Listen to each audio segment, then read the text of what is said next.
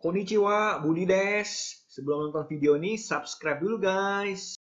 Oke, sekarang kita lanjut ke pertanyaan selanjutnya ya. Yes. Nah, pertanyaan selanjutnya adalah Indonesia itu sebenarnya punya budaya apa sih?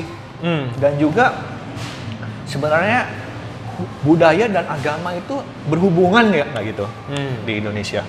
Oke, mungkin kita fokusnya di budaya yang berasal dari agama ya. Kalau budaya adat mah, wah Indonesia baik sekali. Karena kita kan benar-benar multi ras ya. Jadi memang kita setiap suku atau adat tuh punya masing-masing, tuh Betawi punya sendiri, Batak punya sendiri. Tapi mungkin kalau secara agama sih sebenarnya yang berpengaruh pada budaya pasti ada ya. Cuman sebenarnya kalau kita sebagai orang Indonesia nggak gitu kelihatan ya. Karena kita udah seringan nih lihat budaya kita sendiri. Tapi mungkin orang luar ngelihat kita bahwa wah ini beda banget gitu.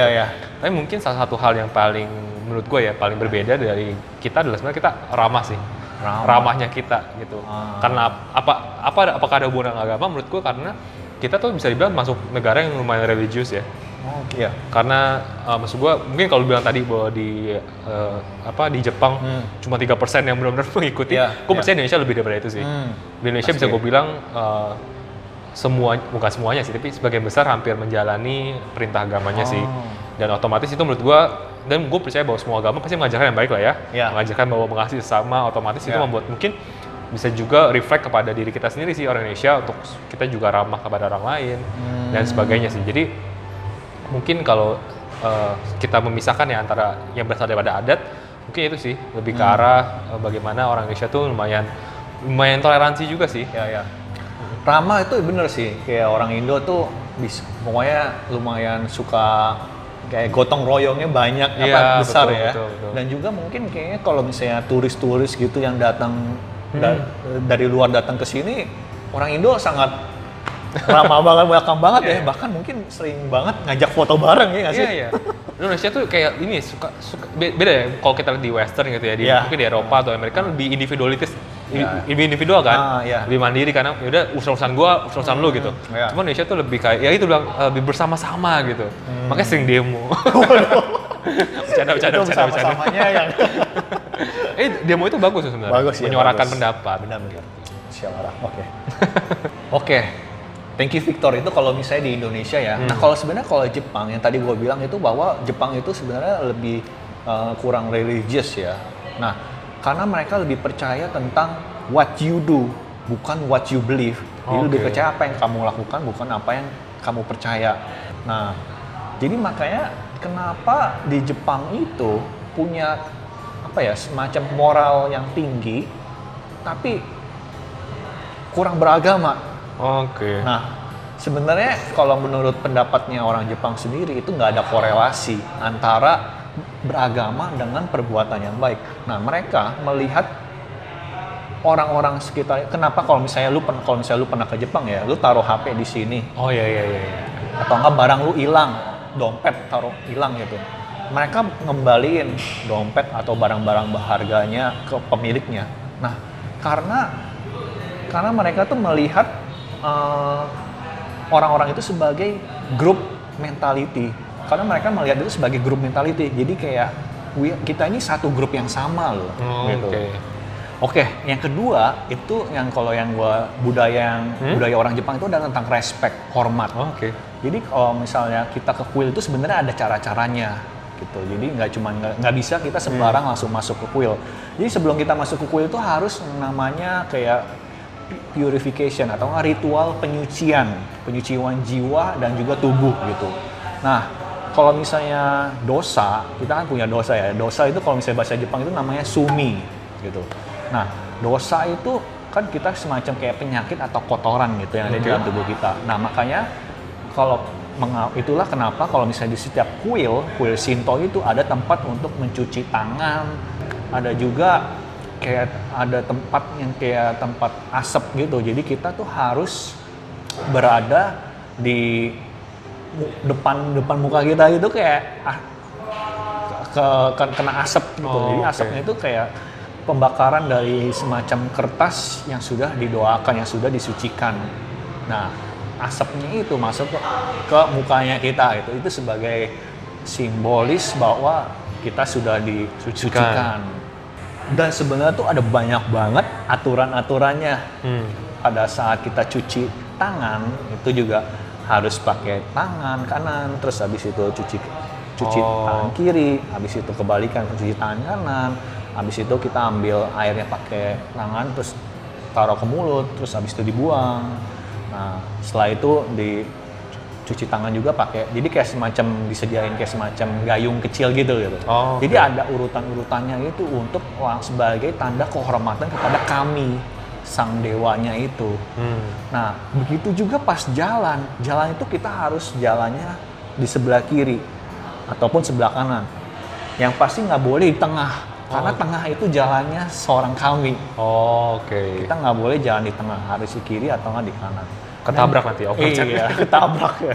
Dan juga kalau misalnya sebelum kita masuk, yang seperti gua mention sebelumnya itu ada namanya torii gate ya, kalau misalnya lu inget pintu. Itu kita harus nunduk bow down 2 kali. 1, 2, baru masuk. Nah, setelah itu pas kita bunyi lonceng pun juga setelah itu kita harus bow down juga sebelum kita bunyi lonceng sebagai tanda hormat. Nah, ini kayak begitu juga dengan onsen.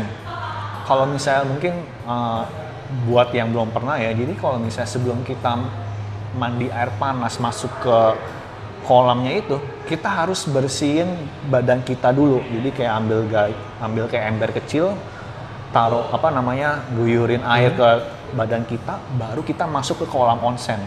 Itu kayaknya sih itu sebagai tanda proses penyucian juga, karena yang seperti gua mention sebelumnya, onsen itu kan sebagai kami ya. Nah, jadi kalau yang gua lihat ini semua budayanya itu juga ada di Jepang, yaitu tentang hormat. Kalau misalnya lu lihat orang Jepang kan suka nunduk, suka bow down, terima kasih aja juga bisa bow down 2 kali. Itu karena culture dari Shinto-nya itu. Menarik.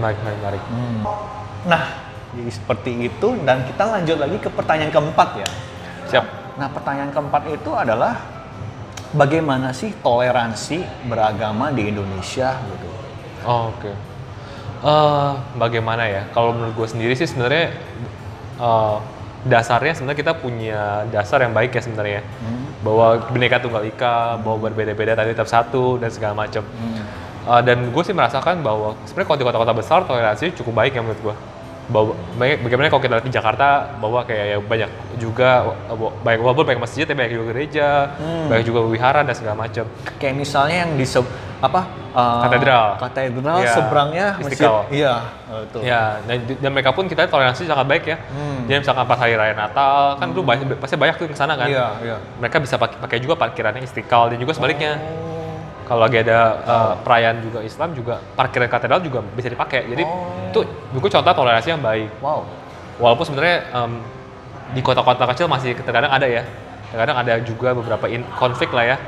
Karena kan contohnya kan ada peraturan juga Indonesia kayak misalnya pembangunan tempat ibadah itu harus juga persetujuan sekitar gitu kan. Jadi kadang kalau di kota-kota kecil itu terkadang masih ada sih kayak persekusi, cuman maksud gue, tapi kalau di kota besar sih mostly sudah cukup baik sih toleransinya gitu. Nah kalau misalnya di Indonesia itu kan biasa kalau misalnya pada masjid itu pada saat sholat atau maghrib ya, itu kan biasa ada pengeras suara gitu ya. Pengeras suara ya, itu gimana tuh? Dan di sini? Ya kalau Indonesia sih ya itu sebenarnya salah satu ajaran agama Islam sih ya. Mereka kan harus mengabarkan lah itu pakai pengeras suara dan segala macam. Dan sebenarnya sih di kita sih kita very fine sih. Karena kan bahkan kita di TV pun ada kan. Iya, kalau TV, radio, ya, pasti setiap jam 6 pasti mereka selalu maghrib. Gue udah lama banget nggak nonton TV ya, serius. Gue sampai kaget. Pasti apapun acaranya pasti berhenti dulu gitu kan. Iya benar. Dan menurut gue sih kita cukup menerima sih ya. Tapi menurut gue, dulu kalau inget pernah ada konflik tuh sekali. Gue lupa di Medan atau di mana gitu. Ya. Bagaimana ada orang keturunan Chinese waktu itu sempat komen lah, dibilang terlalu keras dan segala macam. Akhirnya dilaporkan ke polisi. Cuman apart from that sih menurut gue toleransi sudah cukup baik sih. Tapi sebenarnya ada peraturan nggak sih, kalau nggak salah peraturan hukum atau apa dengan volume suaranya gitu atau gimana ya? Sebenarnya kok volume suara sih sebenarnya nggak ada sih. Cuman yang penting adalah jangan mengganggu. Cuma basically sebenarnya menurut gue toleransi ini Karena menurut gua kalau untuk agama Islam kayak yang lain, menurut gua agak lebih gampang. Karena kan Islam mayoritas ya. Iya. Mungkin juga yang minoritas ini melawan. Dan justru toleransi itu diuji saat memang kebebasan yang minoritas nih. Karena kebebasan mayoritas mah nggak usah dipertanyakan. Tapi kebebasan minoritas ini yang sebenarnya menjadi ujian toleransi suatu negara. Dan memang sampai sekarang sih menurut gua, apakah ada? Cuma tantangannya agak besar sekali. Makanya kalau inget pilkada di Jakarta yang sebelumnya tuh unsur agama sangat-sangat kental sekali kan. Iya, betul. Tapi sih menurut gue sebenarnya kita punya dasar yang kuat nih. Sebagai negara kita punya dasar Bhinneka Tunggal Ika, ada UUD juga yang menjamin kebebasan setiap negara memeluk agamanya. Cuman bagaimana ini diaplikasikan ini yang penting karena menurut gue agama sama pendidikan itu harus jalan berbarengan. Karena kalau agamanya saja tanpa diikuti oleh pendidikan itu ngebuat orang tuh gampang dimanipulasi sebenarnya. Gitu. Oh demi Tuhan kamu harus melakukan ini. Padahal sebenarnya itu nggak baik perbuatannya gitu. Cuman karena pendidikannya memang kurang baik, makanya biasanya timbul tindakan-tindakan yang sebenarnya tidak merepresentasikan agama tersebut. Makanya kenapa gue bilang di daerah kecil sering terjadi karena itu. Daerah kecil pendidikannya kurang kan, tapi agamanya kenceng. Jadi seperti itu. Tapi sebaliknya juga kalau pendidikannya kenceng tapi agamanya juga kurang, itu juga menurut gue juga menjadi suatu hal yang tidak baik sih. Berarti harus dua-duanya ya. Harus balance pendidikan dengan agama. Oke, jadi itu toleransi agama di Indonesia ya. Nah, kalau misalnya di Jepang itu sebenarnya kalau sejarah dulu ya. Jadi back waktu pada saat di tahun 1500-an itu sebenarnya Christianity itu datang pertama kali ke Jepang gitu. Jadi dari orang dari Portugal datang ke Jepang itu memberi menyebarkan agama Kristen. Tapi pada saat itu sekitar tahun 1587 gitu pemerintah Jepang itu mulai nggak setuju dengan penyebaran agama Kristen itu karena mereka tuh lebih ke arah fokusnya ke Shinto dan Budanya itu. Jadi beberapa tahun kemudian itu mulailah ada kayak semacam ada hukuman kalau misalnya ada ketahuan orang yang mengikuti agama Kristen itu.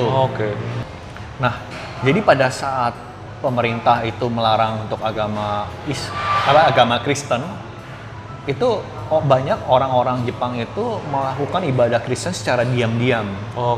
Jadi kayak ada juga yang menyamar beribadah yang Kristen itu jadi caranya agama Buddha.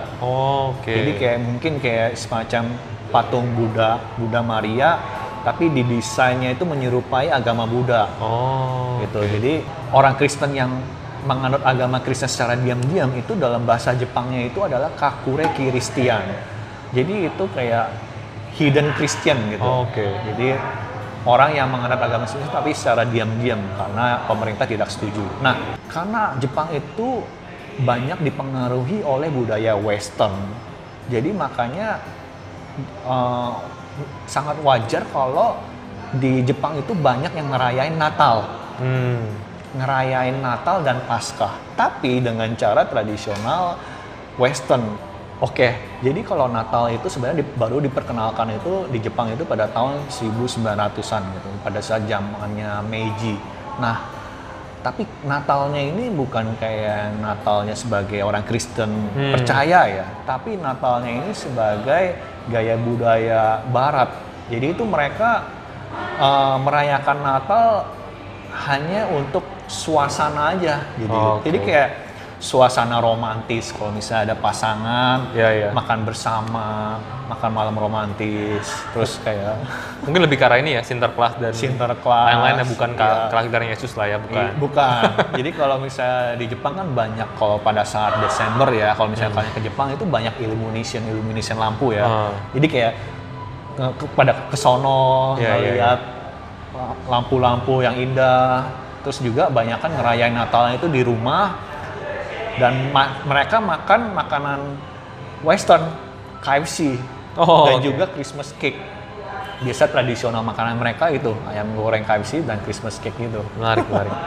Karena Christmas cake itu biasanya itu dari sponge cake ya, dan ada strawberry, dan itu melambangkan kemakmuran, gitu, kemakmuran dan kebangkitan kembali. Itu pada saat mereka Natal. Nah ini gue mau cerita sedikit lah ya tentang Christianity di Jepang. Oke. Jadi di Jepang itu ada di daerah namanya Shingo. Itu di situ ada kuburan Tuhan Yesus. Wow, dikuburin di Jepang ya ternyata. Jadi dikubur di Jepang. Oh wow. Nah, jadi di Shingo itu kalau nggak salah itu 3 jam ya dari Tokyo ya, kalau mau ke sono, gitu di daerah Prefecture Aomori gitu. Nah, di situ jadi ada ceritanya. Ceritanya seperti ini. Jadi kayak Tuhan Yesus pada saat umur 21 tahun, itu dia ke Jepang. Oh, oke. Jadi Tuhan Yesus datang ke Jepang dan dia untuk mendapatkan knowledge atau enggak ilmu tentang keilahian. Nah, selama 12 tahun di Jepang. Nah, sampai 33 tuh berarti. Ya. Nah, setelah itu dia kembali ke Judea. Benar, pada saat umur 33 tahun. Dan dia kembali ke mission di Judea. Nah, tapi sayangnya orang Judea itu tidak menerima ajaran dari Tuhan Yesus. Mereka menolak. Bahkan mereka pengen menangkap Tuhan Yesus. Dan pengen di crucify dalam salib, disalibkan. Nah, lucunya lagi, bukan lucu sih, tapi uniknya lagi. Jadi Tuhan Yesus punya saudara laki-laki yang lebih muda. Oke. Dan namanya Isukiri. Nama saudara Tuhan Yesus Isukiri. Agak beda jauh ya. Agak beda jauh ya. Nah, jadi saudaranya ini yang mengambil tempatnya si Tuhan Yesus, yang harusnya Tuhan Yesus disalibkan, tapi si sang saudara ini yang mengorbankan. Dia yang mati, dia yang mati di kayu salib itu. Oke. Nah, jadi makanya Tuhan Yesus berarti bisa kabur dong pada saat itu. Tuhan Yesus kabur, lari dari penyalipan. Jadi yang penyalipan itu si saudaranya itu. Nah, balik lagi Tuhan Yesus travel lagi kembali ke Jepang. Nah, kembali ke Jepang, dia jalan terus travel menuju ke desa Herai namanya. Dan Tuhan Yesus meninggal pada saat umur 106 tahun. Nah, makanya kalau misalnya lu pergi ke Shingo itu, di situ ada kuburan Tuhan Yesus di sebelah kanan dan juga ada kuburan sang saudaranya si Isukiri itu. Jadi ada 2 kuburan di Jepang. Oh, ini gue perlu berkomentar. Gue perlu berkomentar. Nih gue perlu luruskan nih. Iya, luruskan ya. Oke. Ya. Jadi menurut lu gimana, Bro, itu? Jujur gue baru pertama kali denger nih cerita ini. Tapi cuma maksud gue teorinya sebenarnya sudah lama. Teori mengenai sebenarnya bagaimana, karena gue ada teori yang berkembang sebenarnya bahwa itu bukan Yesus tuh, orang yang mirip sama Yesus disalibkan gitu. Sebenarnya Yesus sendiri bukan Yesus disalib gitu. Makanya kan ini untuk menjelaskan apa?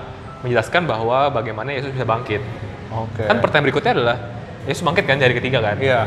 Nah, jadi kan pertanyaannya, mungkin yang disalib bukan Yesus nih, orang lain seakan-akan mati, lalu Yesus yang asli tetap mengabarkan Injil seakan-akan bangkit gitu. Tapi sebenarnya ini juga satu teori di ajaran Islam juga sih. Di Islam juga mereka percaya bahwa orang-orang yang mirip aja yang disalibkan sebenarnya. Tapi gue mau sedikit memberikan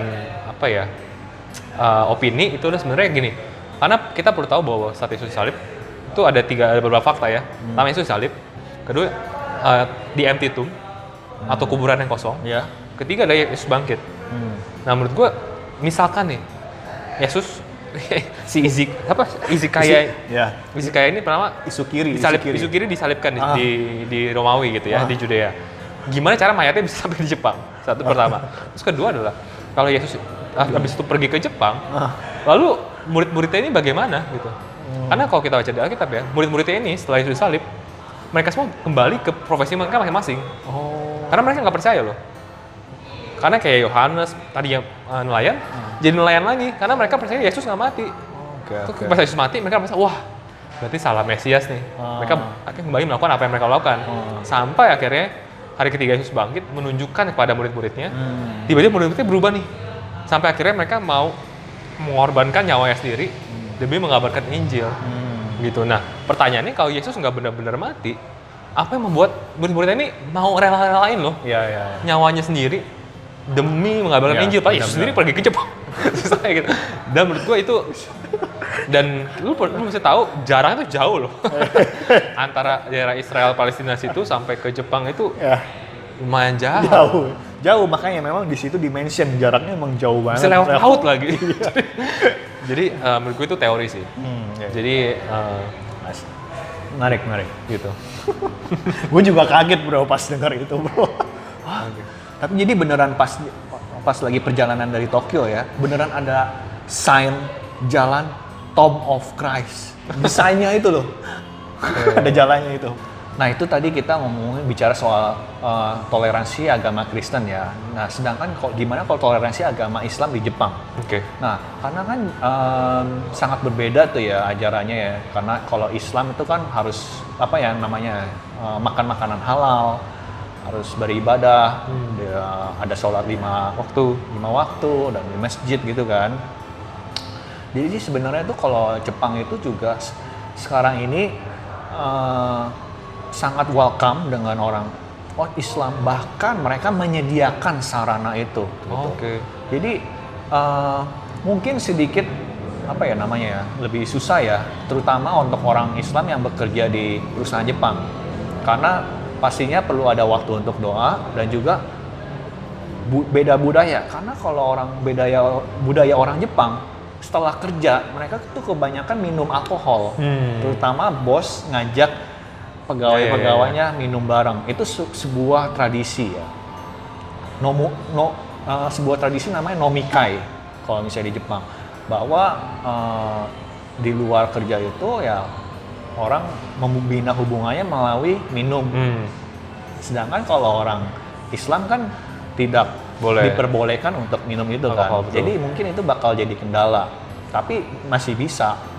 Karena orang-orang Jepang pun sekarang ini sudah mulai ingin mengerti tentang kepercayaan agama-agama lain. Mereka orang yang sangat respect lah, open minded lah ya. Open minded dan respect, karena baik lagi kenapa mereka open minded, karena mereka tidak terlalu peduli dengan apa yang mereka percaya, dengan orang lain percayakan. Gitu. Nah dan juga kalau misalnya di Jepang itu ada certified halal meat juga. Nah, namanya Nippon Asia Halal Association itu ada certified halal. Kalau misalnya kalian ke restoran Jepang, ada juga beberapa restoran Jepang yang halal dan juga ada biasanya ada tempat untuk berdoanya di sono. Jadi sangat open untuk turis yang aman lah ya buat turis muslim ya. Sangat aman. Dan juga sebenarnya kan di tahun ini tuh di Tokyo ada Tokyo Olympic 2020 ya, tapi sayangnya diundur tahun depan. Nah, sebenarnya dari Jepang sendiri sudah menyediakan kayak semacam portable masjid. Jadi kayak masjid yang moving mosque gitu. Jadi kayak semacam truk gitu, di dalamnya itu kayak semacam masjid gitu dan bisa kapasitasnya untuk 50 orang. Lumayan, di situ di mana tempat orang-orang yang beragama Islam bisa berdoa di sono. Jadi masjid ini sudah ada di Chiba Prefecture, dan mereka itu memang terutama yang acara besar Olimpik itu mereka benar-benar memikirkan semua ajaran agama yang mungkin yang memerlukan itu mereka sediakan. Seperti itu. Jadi makanya toleransinya sangat-sangat besar sih menurut saya ya. Gitu. Dan juga yang kalau saya research itu banyak masjid-masjid juga dibangun oleh Indonesia di Jepang. Ada juga ya beberapa namanya Masjid Indonesia Tokyo, ada juga beberapa masjid lainnya ada yang dibangun oleh orang Indonesia. Ada juga orang dari negara lain, dari seperti Pakistan, seperti Indian gitu, Turki. Jadi mereka open juga orang bangun masjid di sono. Seperti itu. Juga pada saat bulan puasa ya terutama ya, itu juga mungkin salah satu kendala untuk orang yang bekerja di sono, karena biasanya bulan puasa itu musim panasnya Jepang, jadi sangat panas dan waktu untuk berpuasa itu lebih lama. Kalau misalnya di Indonesia itu mungkin sekitar berapa jam, 13 jam ya kalau waktu puasanya, tapi kalau di Jepang itu sekitar 16 sampai 19 jam. Lebih lama dan panas banget di sono, jadi kayak lebih challenging juga gitu. Dan untuk di sono masjid ada pengeras suara, tapi pengeras suaranya itu hanya untuk di dalam ruangannya saja, jadi nggak sampai keluar gitu. Oke, thank you so much guys for watching. Itu dia part 2-nya. So, nanti akan ada part 3, part yang terakhir. Dan gua sama Victor akan bicara tentang topik kucing. Nah, bingung kan? Oke, supaya nggak ketinggalan, jangan lupa like, comment, and subscribe. Thank you so much. Arigatou gozaimasu. Terima kasih Mbak Mas. Ya.